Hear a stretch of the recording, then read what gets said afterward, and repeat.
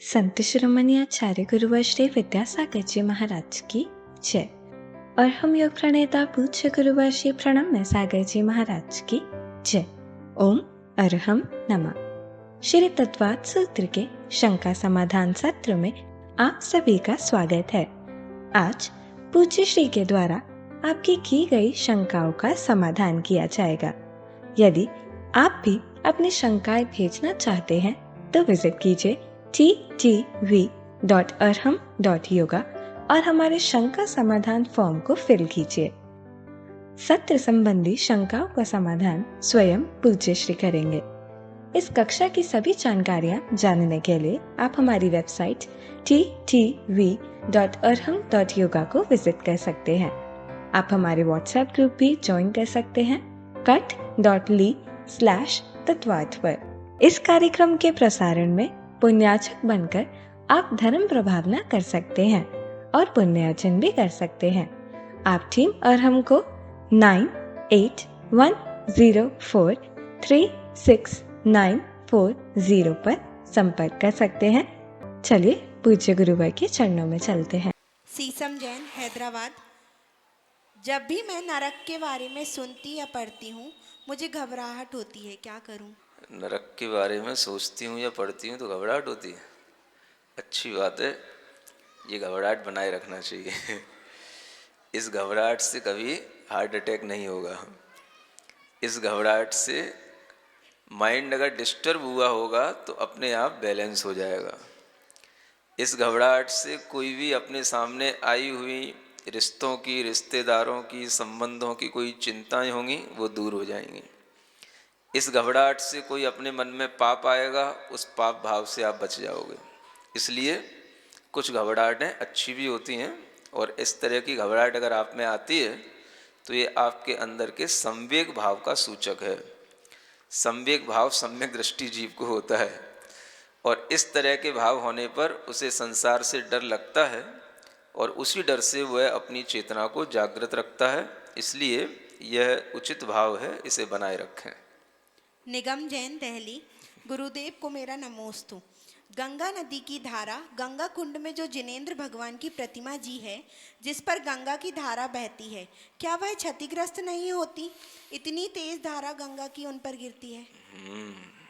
आपने विचार तो किया, कम से कम कोई विचार भी नहीं करता। क्षतिग्रस्त नहीं होती, गंगा की धारा तेजी से गिरती है। जो चीज़ें शाश्वत रूप में होती हैं, अकृत्रिम रूप में होती हैं, वो चीज़ें ज्यों की त्यों बनी रहती हैं। वह पर्वत पर गिरने वाली धारा भी, प्रतिमा पर गिरने वाली धारा भी, वह सब शाश्वत हैं।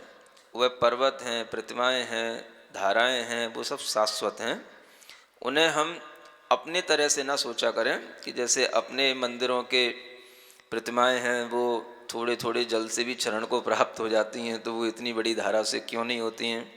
नहीं होती हैं। यही विचार करके हमें उन पर विश्वास करते हुए कि भाई ये अकृत्रिम हैं, शाश्वत हैं, इनमें कभी कोई हानि नहीं होती, उनका स्वरूप ही ऐसा है। अनीता राजेश सेन दुर्नी, जलगांव से। नमोस्तु गुरुवर, मेरी शंका है कि जब तीर्थंकर भगवान छद्मस्त अवस्था को प्राप्त करते हैं, उन छद्मस्त अवस्था के समय में वे कौन से परमेष्ठी कहलाते हैं? छद्मस्त अवस्था को प्राप्त थोड़ी ना किया जाता है। छद्मस्त तो बना ही रहता है जीव। छद्मस्त अवस्था को प्राप्त कहाँ किया जाता है? जब तक इस जीव को केवल ज्ञान की प्राप्ति न हो तब तक उसे छद्मस्त ही कहा जाता है। तो तीर्थंकर जब तक छद्मस्त हैं, इसका मतलब यह है जब तक उन्होंने केवल ज्ञान की प्राप्ति नहीं की है तब तक वह छद्मस्त अवस्था में ही कहलाते हैं और उनकी वह अवस्था पहले से ही बनी हुई है। चूँकि उन्हें आगे केवल ज्ञान होने वाला है, होगा, इसलिए उससे पूर्व की अवस्था छद्मस्त अवस्था, उसका काल छद्मस्त काल कहलाता है। वैसे तो हर जीव का छद्मस्त काल ही बना रहता है।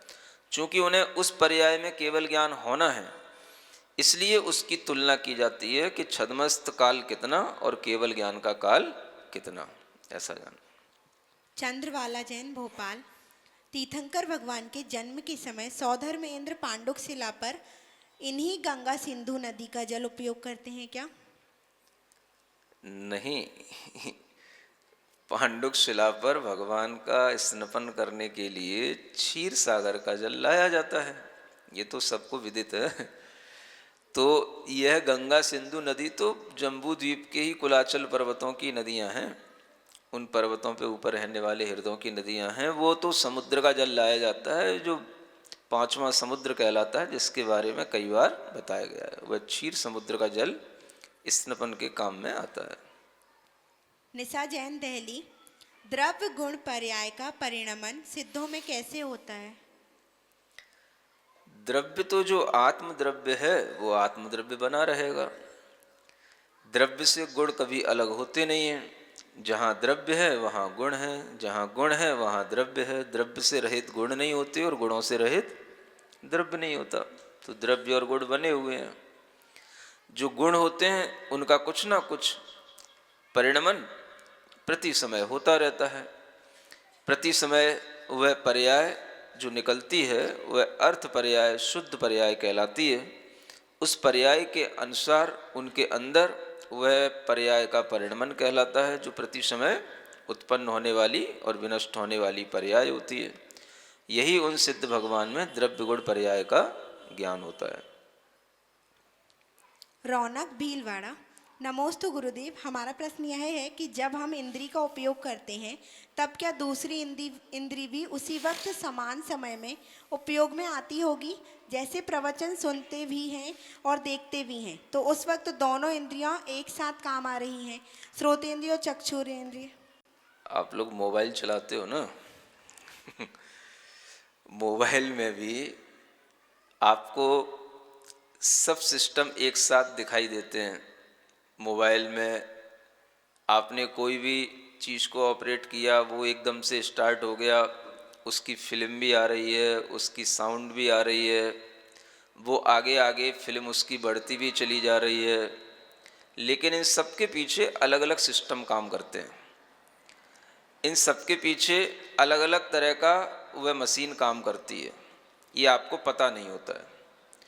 इसी तरह से इंद्रियां जब काम करती हैं तो एक इंद्री दूसरी इंद्री के बीच में इतना माइन्यूट डिफरेंस होता है कि वो हमारी पकड़ में नहीं आता। जब एक इंद्री काम कर रही होती है तो उसका उपयोग उस समय पर उस विषय को ही ग्रहण करने में होता है।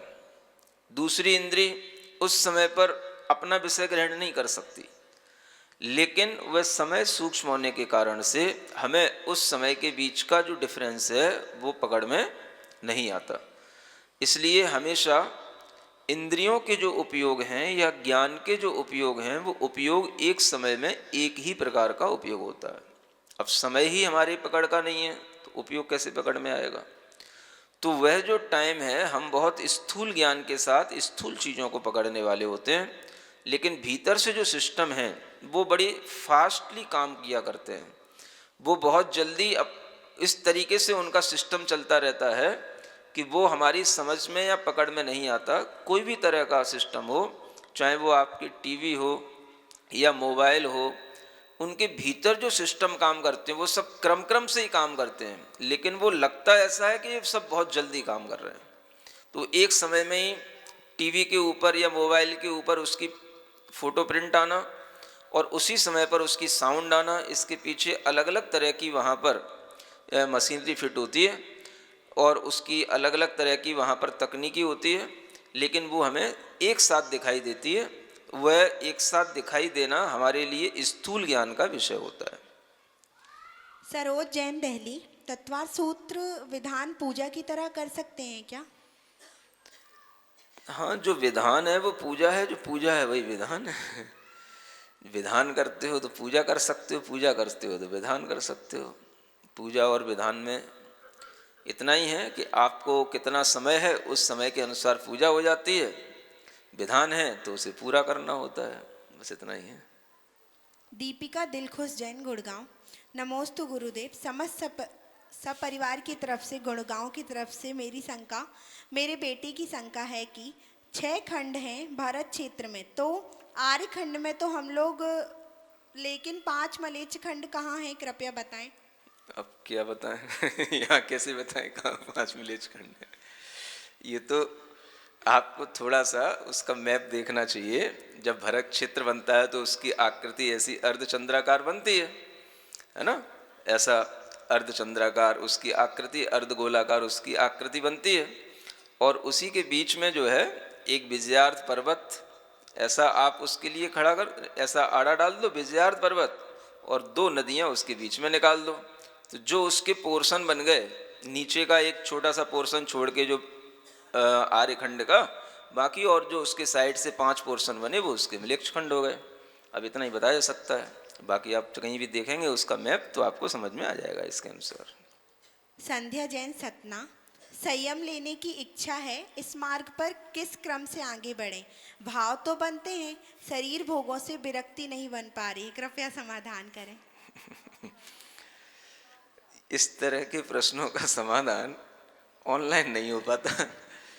ये प्रश्न तो व्यक्ति की मानसिकता, व्यक्ति की परिस्थितियाँ, व्यक्ति की उम्र, व्यक्ति का अपना परिवार, उसकी आगे बढ़ने की तीव्र लालसा, ये सब जो है चीज़ें प्रत्यक्ष उपस्थित होने पर ही समझ में आती हैं। और इस तरह के प्रश्नों का समाधान किसी एक के लिए होने पर सबके लिए नहीं हो पाता। फिर भी अगर आपने पूछा है तो इतना कह सकता हूँ कि अगर आपका मन संयम के साथ आगे रहने का है, बढ़ने का है, तो आप अपने वर्तमान में अपने मन को थोड़ा स्वाध्याय में लगाते रहें। स्वाध्याय के साथ में आप अगर थोड़ा थोड़ा सा बढ़ना चाहते हैं तो आप कोई भी साधु साध्वी के पास में व्रत संयम कुछ महीने का, कुछ समय का, जब तक आपकी अनुकूलता है उतने समय का ले सकते हैं। ऐसा करते करते अगर आपका आगे मन बनता है, जब तक आपके लिए कोई ऐसी स्थिति खड़ी नहीं होती है कि नहीं अब इस समय पर अब आपके घर के परिवार के लोग कहने ही वाले हैं कि नहीं अब तो शादी होनी ही है, तो जब तक के लिए आप अपना छोटा छोटा सा संयम का पालन कर सकते हैं, स्वाध्याय में मन लगा सकते हैं।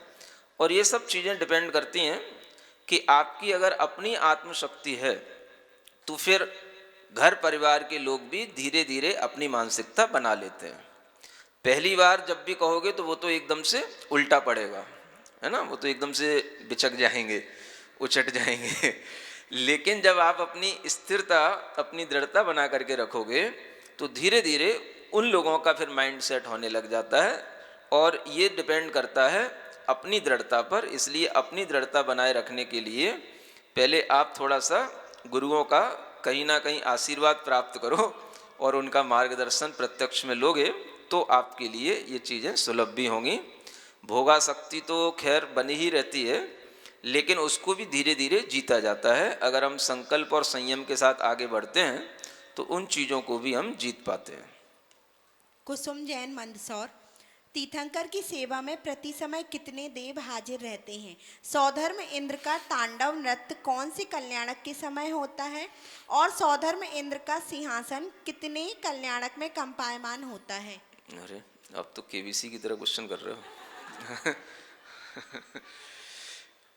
कितने इंद्र उपस्थित रहते हैं, तो सभी इंद्र उपस्थित रहते हैं। जो भी 16 स्वर्ग तक के इंद्र होते हैं वो सब आते हैं, है ना। अलग अलग तरह से चारों निकाय के इंद्रों की संख्या जोड़ी जाती है, प्रति इंद्रों की संख्या जोड़ी जाती है।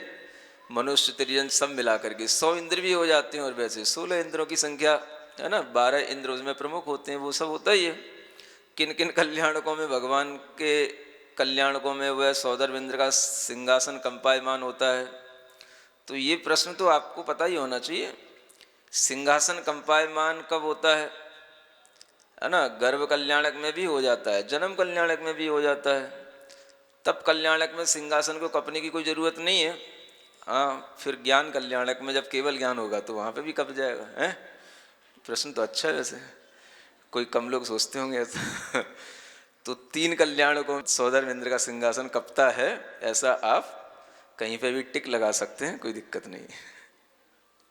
शशि बांझल, न्यू दिल्ली, जो रिवर्स हमें दिखती हैं उनका जल कहाँ से आ रहा है। उनका जल अपने ही स्रोतों से स्वयं उत्पन्न होता रहता है, आता रहता है ना। आप देखते हैं पृथ्वी के अंदर ऐसे स्रोत होते हैं जिनसे निरंतर जल प्रवाह बना रहता है। बहुत से कुएं हैं, बावड़ियां हैं, जहाँ पर जल निरंतर बना रहता है। कुएं में से कितना ही जल निकाल लिया जाए उसका जल समाप्त नहीं होता है अगर उसकी झिर जो है बराबर बनी रहती है। तो वह स्थान स्वतः प्रकृति से बने हुए स्थान होते हैं।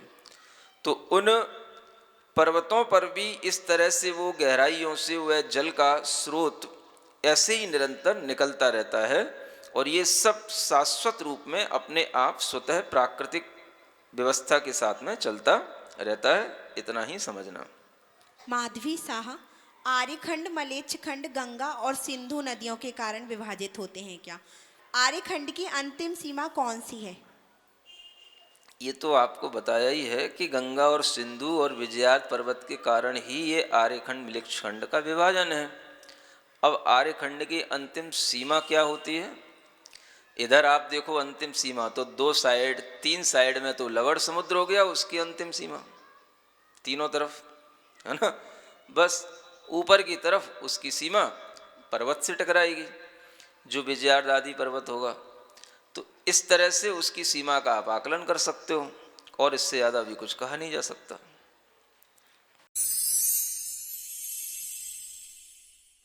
सिरिजिणवाणी जग कल्याणी जग जन मदतम मोहरी जनमण हारी गढ़हर हारी जम जरा भव रोग हरि तिथ्य राणम दिव्य झुणिम जो पड़ई सुणई मय्ये धारई राणम सौख मणंतम धैर्य सासद मोक्ष पदम पावई सासद मोक्ष पदम पावई। ओम अरहम नमः। श्री तत्वार सूत्र अध्याय 3 की आज का सवाल प्रतियोगिता के विजेताओं की घोषणा में आप सबका स्वागत है।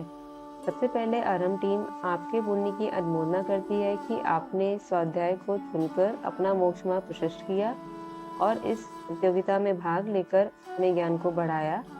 आपका प्यार और उत्साह हमें पार्टिसिपेंट्स के नंबर में लगातार इंक्रीमेंट को देखकर मिल रहा है। अब बिना विलंब के मैं आपको ले चलती हूँ सही उत्तर और उनके भाग्यशाली विजेताओं की ओर। ये विजेता हमने सही उत्तर देने वाले लोगों में से कंप्यूटर के द्वारा निकाले हैं। सभी विजेताओं को मिलेंगे आकर्षक अरहम ध्यान योग गिफ्ट हैम्पर। क्लास 3.1 के प्रश्न का सही उत्तर है महातमः प्रभा और इसके भाग्यशाली विजेता हैं सौराष्ट्रीय महावीर झांबरे उस्मानाबाद, सुधा गोदा अजमेर, किरण वीरेंद्र कुमार जैन सागर। क्लास 3.2 के प्रश्न का सही उत्तर है 84 लाख और इसके भाग्यशाली विजेता हैं अर्चना जैन बिहार, अनिता पहाड़े औरंगाबाद, सुनीता जैन पुणे। क्लास 3.3 के प्रश्न का सही उत्तर है 6वीं और इसके भाग्यशाली विजेता हैं सविता जैन मेरठ, शशि जैन मुजफ्फरनगर, पंकजा पंडे सोलापुर। क्लास 3.4 के प्रश्न का सही उत्तर है हुंडक संस्थान और इसके भाग्यशाली विजेता हैं रीता जैन मथुरा, सविता जैन बरेली मध्य प्रदेश, रजनी सुनील बनेरकर अकोला। क्लास 3.5 के प्रश्न का सही उत्तर है नीतिपत और इसके भाग्यशाली विजेता हैं अमिता जैन बिहार, राष्ट्रीय लखनऊ, मोनिका जैन लुधियाना।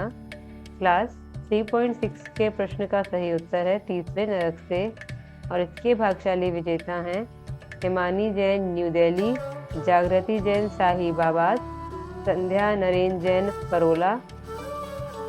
क्लास 3.7 के प्रश्न का सही उत्तर है लवण समुद्र और इसके भाग्यशाली विजेता हैं किरण जैन हांसी, सुशीला थोते अष्टा, शोभा जैन वाराणसी बालाघाट।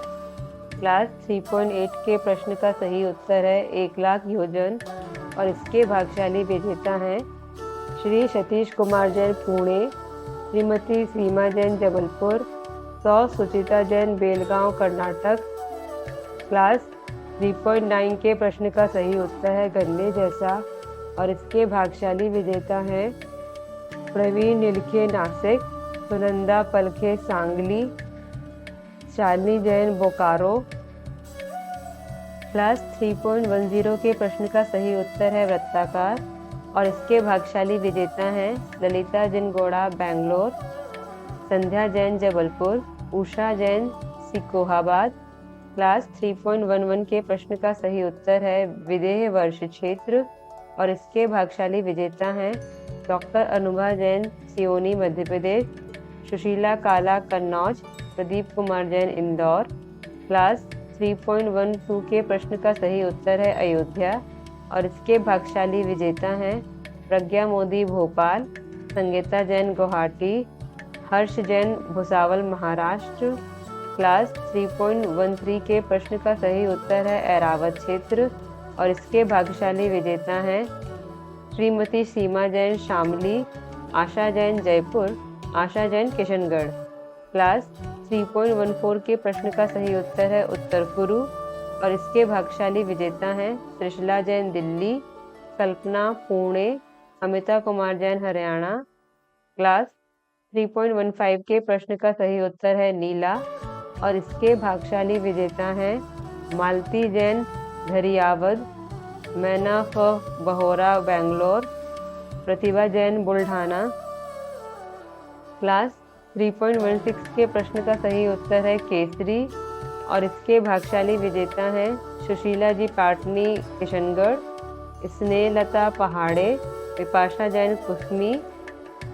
क्लास 3.17 के प्रश्न का सही उत्तर है ब्रजमय और इसके भाग्यशाली विजेता हैं सीमा जैन, बड़ा मल्हार, मध्य प्रदेश, ब्रह्मचारी उषा दीदी, चांदखेड़ी, ललिता जैन, हजारीबाग।